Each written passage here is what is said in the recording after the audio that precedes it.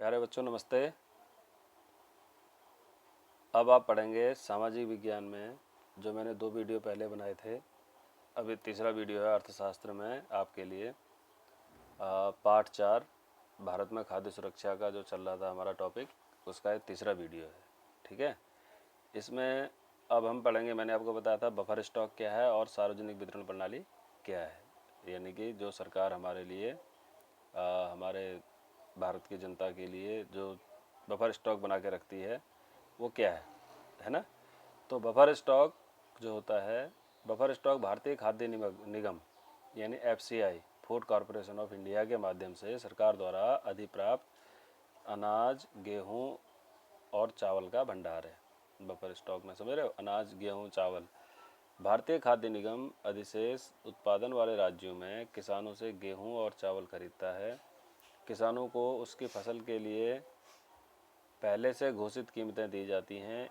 इस मूल्य को न्यूनतम समर्थित मूल्य कहा जाता है। यानी कि कोई भी अगर सरकार के द्वारा जब गेहूं और धान के फसल के लिए एक समर्थित मूल्य निर्धारित किया जाता है, उसी मूल्य उससे कम मूल्य पर फिर नहीं बिकता है सामान, उस मूल्य पर सरकार सामान ले लेती है। एक समर्थित मूल्य कहा जाता है। इन फसलों के उत्पादन को प्रोत्साहन देने के उद्देश्य से बुवाई के मौसम से पहले सरकार न्यूनतम समर्थित कीमत की घोषणा करती है। खरीदे हुए अनाज खाद्य भंडारों में रखे जाते हैं। अब समझो इस बात को, जो खरीदा हुआ जो अनाज किसानों से जो अनाज खरीदती है सरकार, उस अनाज को खाद्य भंडारों में रखा जाता है। खाद्य भंडार यानी एफसीआई के भंडारों में, जो मैंने आपको बताया था, भारतीय खाद्य निगम के। क्या आप जानते हैं कि सरकार बफर स्टॉक क्यों बनाती है? ऐसे स्टॉक क्यों करती है, गोदामों में क्यों रखती है ना? ऐसे जो खाद्य भंडार होते हैं वहाँ क्यों रखती है? ऐसा इसलिए क्योंकि कमी वाले क्षेत्रों में और समाज के गरीब वर्गों में बाजार कीमत से कम कीमत पर अनाज के वितरण के लिए किया जाता है, ताकि गरीब लोगों को दिक्कत ना आए। कहीं महामारी आ जाए, आपदा आ जाए, तो उस समय ये अनाज लोगों को कम कीमत पर उपलब्ध करा दिया जाएगा। इस कीमत को निर्गत कीमत भी कहते हैं। जो कम कीमत की जाती है उसको क्या कहते हैं? निर्गत कीमत। यह खराब मौसम में या फिर आपदा काल में अनाज की कमी की समस्या हल करने में भी मदद करता है। बात समझ में आई? खराब मौसम में या फिर आपदा काल में ये जो बफर स्टॉक है काम आता है।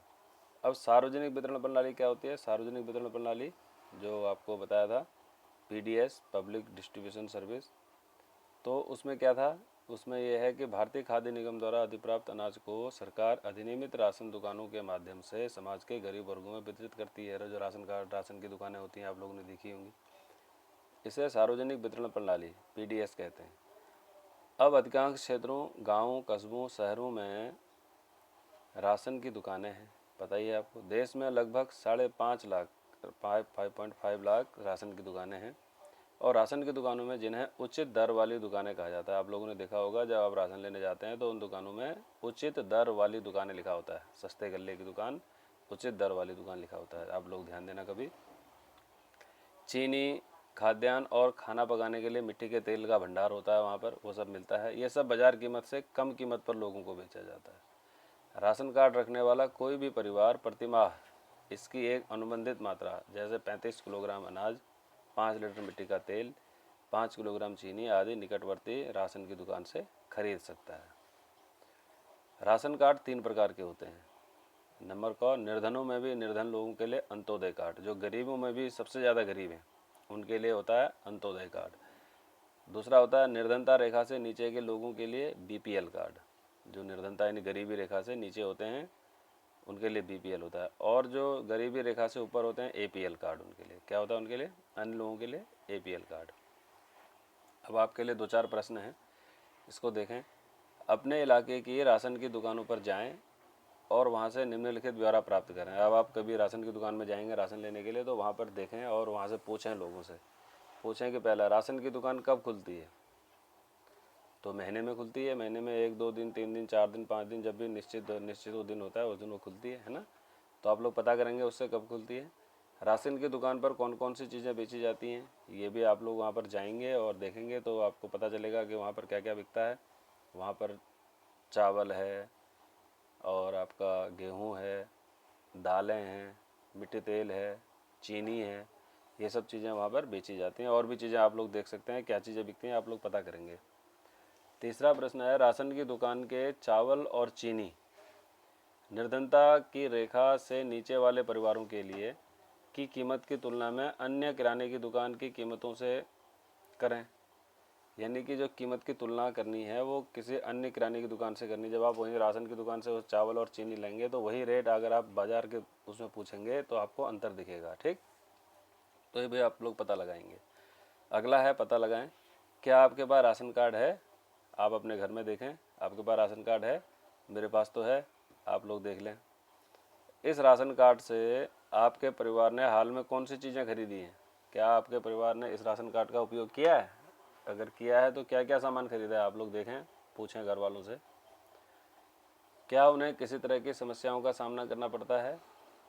मुझे तो कोई समस्या का सामना नहीं करना पड़ता, वहाँ पर दुकान में जाके मैं सीधा सीधा सामान ले लेता हूँ। लेकिन क्या आप लोगों को भी किसी समस्या का सामना करना पड़ता है? अगर हाँ तो लिखें ज़रूर, कॉपी में लिख लेंगे अपनी, जो आप लोग कॉपी बनाएंगे इन प्रश्नों को भी लिख लेंगे और उसके उत्तर भी लिख लेंगे। राशन की दुकानें क्यों ज़रूरी है?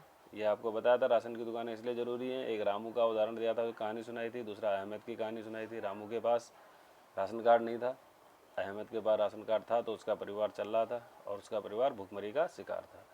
तो राशन की दुकान इसलिए ज़रूरी है। अब ये भारत में खाद्य सुरक्षा की जो बात आ रही है, यानी कि राशन वितरण की जो व्यवस्था है, राशन की व्यवस्था, भारत में राशन व्यवस्था की शुरुआत बंगाल के अकाल की पृष्ठभूमि में 1940 के दशक में हुई। आपको मालूम है 1943 में अकाल पड़ा था। हरित क्रांति से पूर्व भारी खाद्य संकट के कारण 60 के दशक के दौरान राशन प्रणाली पुनर्जीवित की गई। गरीबों के उच्च स्तरों को ध्यान में रखते हुए 70 के दशक के मध्य NSSO की रिपोर्ट के अनुसार खाद्य संबंधी 3 महत्वपूर्ण अंतःक्षेप प्रारंभ किए गए। सार्वजनिक वितरण प्रणाली जो पहले से ही थी उसे और मजबूत किया गया। दूसरा, एकीकृत बाल विकास सेवाएं ICDS जो प्रायोगिक आधार पर 1975 में शुरू की गई। और काम के बदले अनाज FFW 1977-78 में आरंभ किया गया। इन वर्षों में कई नए कार्यक्रम शुरू किए गए और इन कार्यक्रमों को चलाने के बढ़ते अनुभवों के आधार पर अन्य कार्यक्रमों का पुनर्गठन किया गया। वर्तमान में अनेक गरीबी उन्मूलन कार्यक्रम PAP चल रहे हैं जो अधिकतर ग्रामीण क्षेत्रों में हैं। तो बच्चों, इसमें कुछ फुल फॉर्म आई हैं जो आप लोग अलग से लिख लेंगे, उनको मैं आपको बता देता हूँ। जैसे कि आपके इसमें आई हैं NSSO, है ना। NSSO इसका मतलब होता है national sample survey office, national sample survey office, इसको आप लोग लिख लेंगे। दूसरा आप लोगों का एक आया है एकीकृत बाल विकास सेवाएं यानी ICDS। ICDS का मतलब क्या होता है? Integrated child development services, integrated child development services. दूसरा एक काम के बदले अनाज, ये वाला जो लिखा हुआ है काम के बदले अनाज, काम के बदले अनाज FFW यानी federation of free worker, federation of free worker. और इसको एक चीज़ और कही गई है NFWP, क्या कहा गया?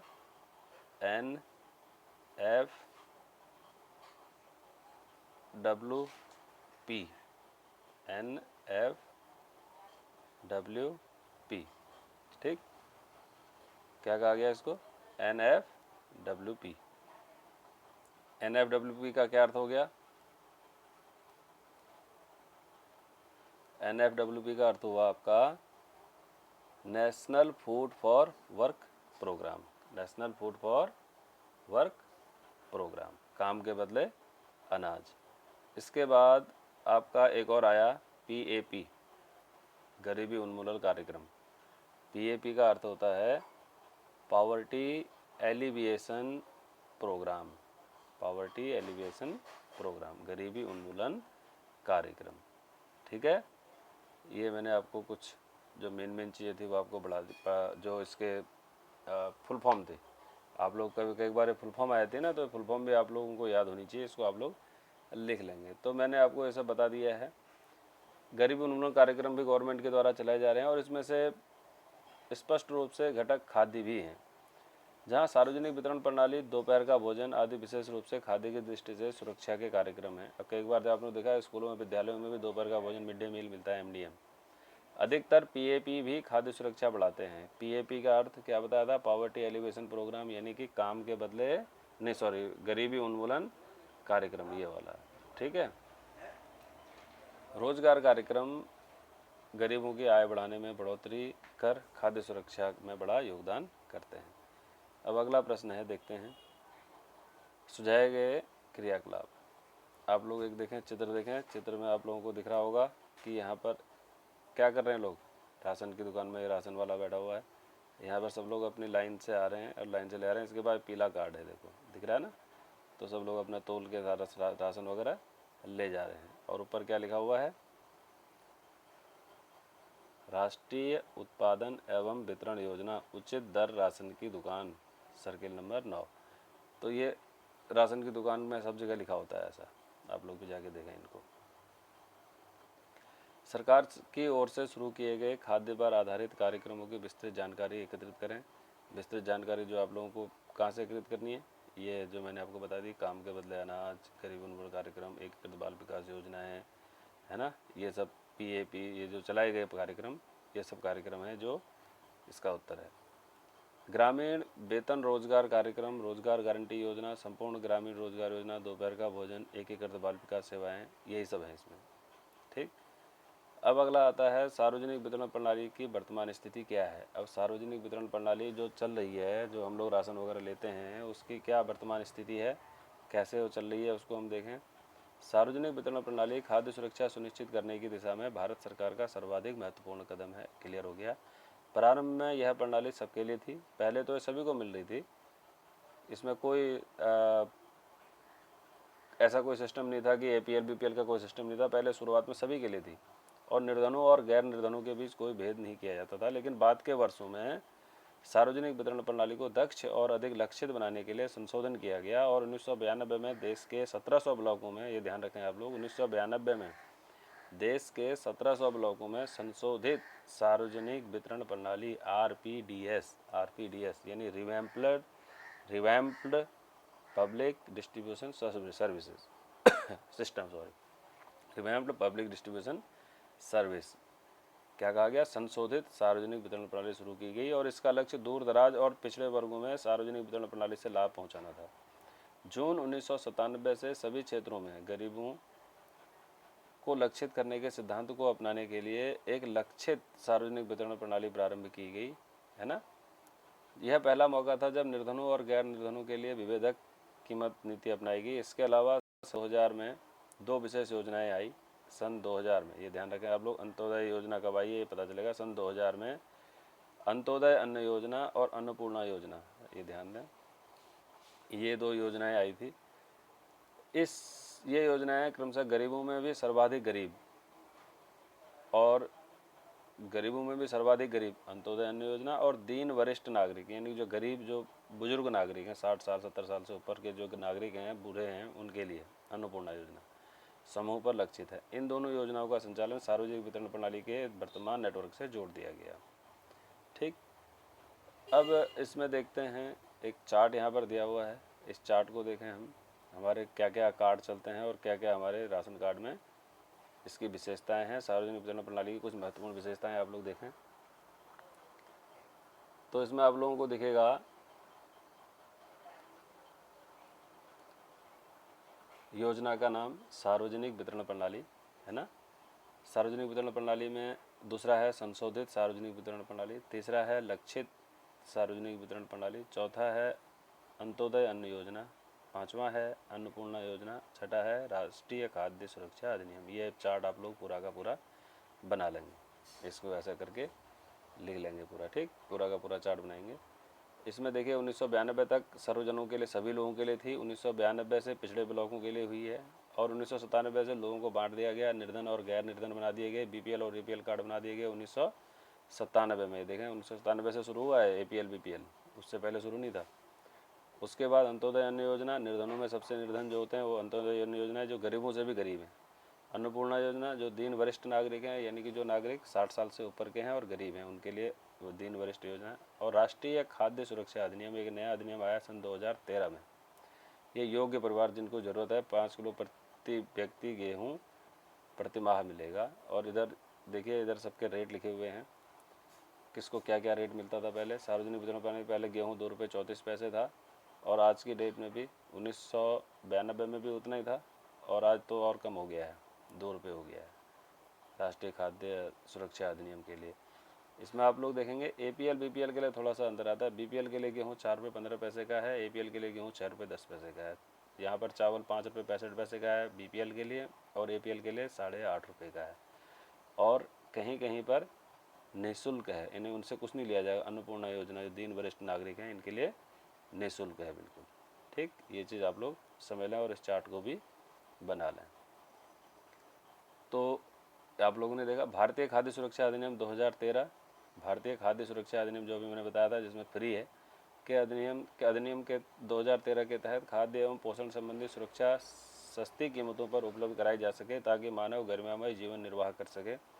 इस अधिनियम के तहत 75% ग्रामीण जनसंख्या एवं 50% शहरी जनसंख्या को योग्य परिवार में वर्गीकृत किया गया है। यानी इसमें 75% ग्रामीण जनसंख्या ली गई है और 50% शहरी जनसंख्या ली गई है। किसके लिए? ये इसके लिए, आपके राष्ट्रीय खाद्य सुरक्षा अधिनियम के लिए योग्य परिवार इसमें दिए गए हैं। इसमें निःशुल्क है, निःशुल्क नहीं है इसमें लेकिन रेट कम है। निःशुल्क तो उसमें अन्नपूर्णा योजना में है ना, दिख गया आपको? ठीक। अब अंत्योदय अन्न योजना क्या थी? अंत्योदय अन्न योजना दिसंबर 2000 में शुरू की गई, ये मैंने आपको बता दिया था। गरीबों से भी नीचे गरीब। इस योजना के अंतर्गत लक्ष्य सार्वजनिक वितरण प्रणाली में आने वाले निर्धनता रेखा से नीचे के परिवारों में से 1 करोड़ लोगों की पहचान की गई। संबंधित राज्य के ग्रामीण विकास विभागों ने गरीबी रेखा से नीचे के गरीब परिवारों को सर्वेक्षण के लिए चुना। 2 रुपये प्रति किलोग्राम गेहूं और 3 रुपये प्रति किलोग्राम की अत्यधिक आर्थिक सहायता प्राप्त दर पर प्रत्येक पात्र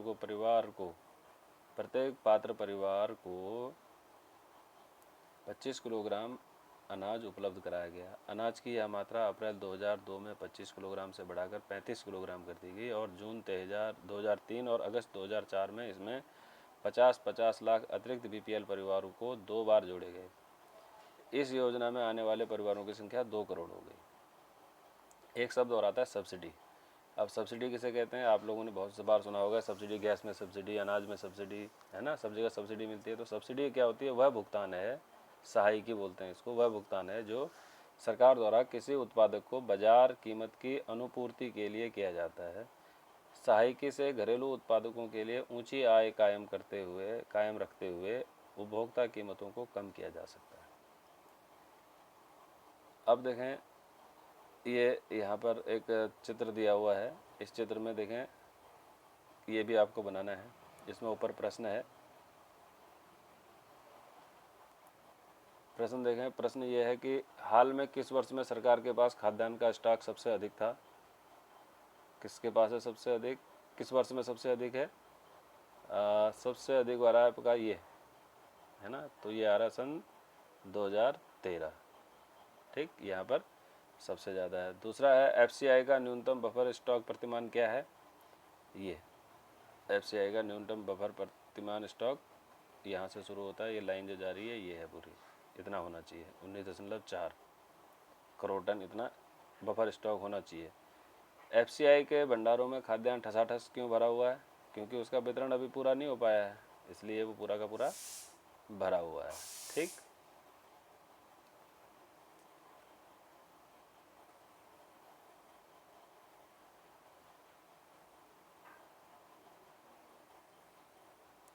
इसके बाद आप लोग पढ़ेंगे वर्ष 2014 में FCI के पास गेहूं और चावल का भंडार 65.2 करोड़ टन था। 2014 में 65.2 करोड़ टन, ये देखिए 3 यहाँ पर लिखा हुआ है। 2014 में कितना था?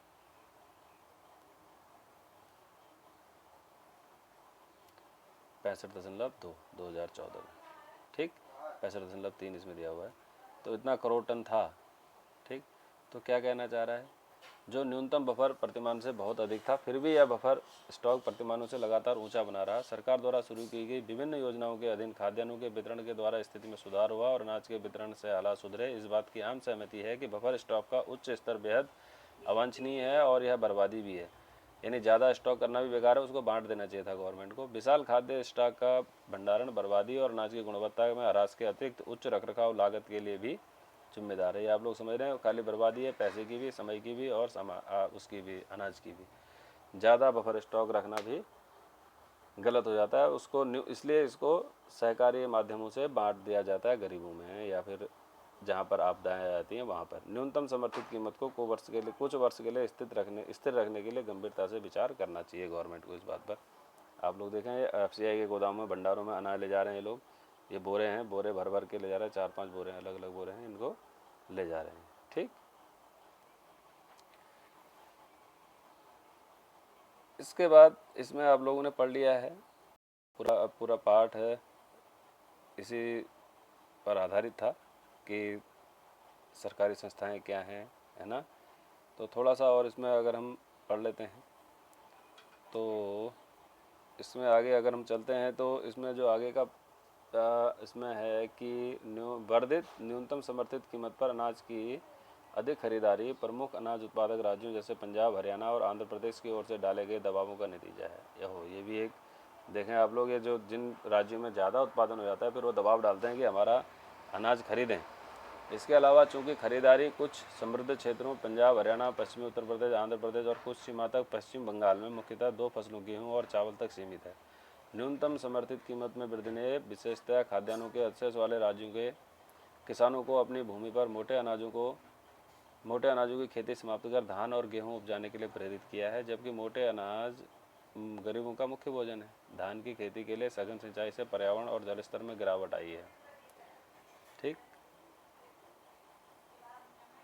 ये पार्ट आपका कंप्लीट हो चुका है। और इसमें अच्छी चीज़ और आती है आपकी सहकारी समितियाँ। सहकारी समितियाँ भारत में विशेषकर देश के दक्षिणी और पश्चिमी भागों में सहकारी समितियाँ भी खाद्य सुरक्षा में एक महत्वपूर्ण भूमिका निभा रही हैं। सहकारी समितियाँ निर्धन लोगों को खाद्यान्न की बिक्री के लिए कम कीमत वाली दुकानें खोलती हैं। उदाहरण के लिए तमिलनाडु में जितनी राशन की दुकानें हैं उसमें से करीब 94% सहकारी समिति के माध्यम से चलाई जा रही हैं। दिल्ली में मदर डेयरी उपभोक्ताओं को दिल्ली सरकार द्वारा निर्धारित नियंत्रित दरों पर दूध और सब्जियां उपलब्ध कराने के कार्यों में तेजी से प्रगति कर रही है। गुजरात में दूध तथा दुग्ध उत्पादों में अमूल एक सफल और सहकारी समिति का उदाहरण है। एक और सफल सहकारी समिति का उदाहरण है। इसने देश में श्वेत क्रांति ला दी है। देश के विभिन्न श्वेत क्रांति यानी कि दूध की क्रांति इसको बोलते हैं। देश के विभिन्न भागों में कार्यरत सहकारी समितियों के और भी अनेक उदाहरण हैं जिन्होंने समाज के विभिन्न वर्गों के लिए खाद्य सुरक्षा सुनिश्चित कराई है। इसी तरह महाराष्ट्र में academy of development science ADS ने विभिन्न क्षेत्रों में अनाज बैंक, एक मेन चीज़ आप लोग देखें, इसमें सबसे बड़ी चीज़ आप लोगों के लिए आ रही है, एक ये अनाज बैंक। ये अनाज बैंक क्या है? अनाज बैंक क्या होता है, लोग एक गांव में ही अनाज बैंक की स्थापना करते हैं और वहाँ से फिर अपना अनाज उधार ले लेते हैं और अगली बार जब अनाज उनके पास हो जाता है तो उतना ही वापस वहाँ जमा कराते हैं, तो उनका खर्चा पानी और उनका खाना पीना चलता रहता है। इसे कहते हैं अनाज बैंक। ADS और गैर सरकारी संगठनों के लिए खाद्य सुरक्षा के विषय में प्रशिक्षण और क्षमता निर्माण कार्यक्रम संचालित करती है। अनाज बैंक अब धीरे धीरे महाराष्ट्र के विभिन्न भागों में खुलते जा रहे हैं। अनाज बैंकों की स्थापना गैर सरकारी संगठनों के माध्यम से उन्हें फैलाने और खाद्य सुरक्षा पर सरकार की नीति को प्रभावित करने में ADS की कोशिश रंग ला रही है। ADS अनाज बैंक कार्यक्रम को एक सफल और नए प्रकार के खाद्य सुरक्षा कार्यक्रम के रूप में स्वीकृति मिली है। तो ये पाठ आपका अब समाप्त हो रहा है। इसमें मेन चीज़ें हमने पढ़ी हैं उसको हम एक बार और ध्यान से और उसको रिवाइज कर लेते हैं। देखिए इसमें क्या लिखा हुआ है। खाद्य सुरक्षा के लिए क्या लिखा है? किसी देश की खाद्य सुरक्षा तब सुनिश्चित होती है जब उसके सभी नागरिकों को पोषक भोजन उपलब्ध होता है, सभी व्यक्तियों के पास स्वीकार्य गुणवत्ता के खाद्य खरीदने की सामर्थ्य होती है। ये सब आप लोगों को मैं पहले बता चुका हूँ। और भोजन तक पहुँचने में कोई अवरोध नहीं होता।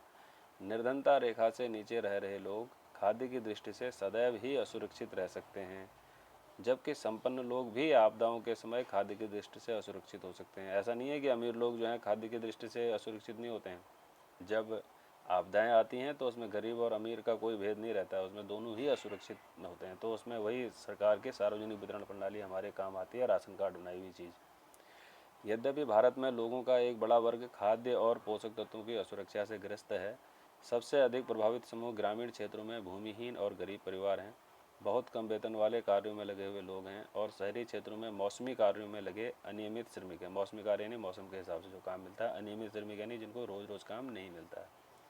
देश के कुछ क्षेत्रों में खाद्य की दृष्टि से असुरक्षित लोगों की बड़ी संख्या तुलनात्मक रूप से बहुत अधिक है, जैसे आर्थिक रूप से पिछड़े राज्यों में जहाँ बहुत अधिक गरीबी है, जनजातियों वाले दूरस्थ क्षेत्रों में, और ऐसे क्षेत्रों में जहां प्राकृतिक आपदाएं आती रहती हैं। समाज के सभी वर्गों के लिए खाद्य की उपलब्धता सुनिश्चित करने के लिए भारत सरकार ने सावधानीपूर्वक खाद्य सुरक्षा प्रणाली तैयार की है, जिसके 2 घटक हैं, बफर स्टॉक और सार्वजनिक वितरण प्रणाली। ये मैंने आपको दोनों बता दी हैं। सार्वजनिक वितरण प्रणाली के अतिरिक्त कई निर्धनता उन्मूलन कार्यक्रम भी शुरू किए गए हैं, जिनमें खाद्य सुरक्षा का घटक भी शामिल था। इनमें से कुछ कार्यक्रम जो मैंने आपको पहले बताए हैं: एकीकृत बाल विकास सेवाएं, काम के बदले अनाज, दोपहर का भोजन, अंत्योदय अन्न योजना। खाद्य सुरक्षा उपलब्ध कराने में सरकार की भूमिका के अतिरिक्त अनेक सहकारी समितियां और गैर सहकारी संगठन हैं जो इस दिशा में तेजी से काम कर रहे हैं। तो इस पाठ में आप लोगों को इतना ही है। भारत में खाद्य सुरक्षा आप लोगों के समझ में आ गया होगा कि आज की तारीख में हमारी सरकार ये चाहती है कि हमारे देश में कोई भी व्यक्ति, गरीब हो चाहे अमीर हो, भूख से ना मरे, उसके पास खाद्य सुरक्षा हो, खाने का पर्याप्त उसके पास स्टॉक हो। उसके लिए गवर्नमेंट पूरी मदद करती है ना। तो इस पाठ में आपको इस पूरे समझ में आ गया होगा। ये पाठ कंप्लीट हो चुका है। अब आगे इसके प्रश्न उत्तर भेजूँगा। कोई दिक्कत हो तो आप लोग फ़ोन कर सकते हैं या व्हाट्सएप में ऐसे ही आप मेरे को मैसेज कर सकते हैं। धन्यवाद।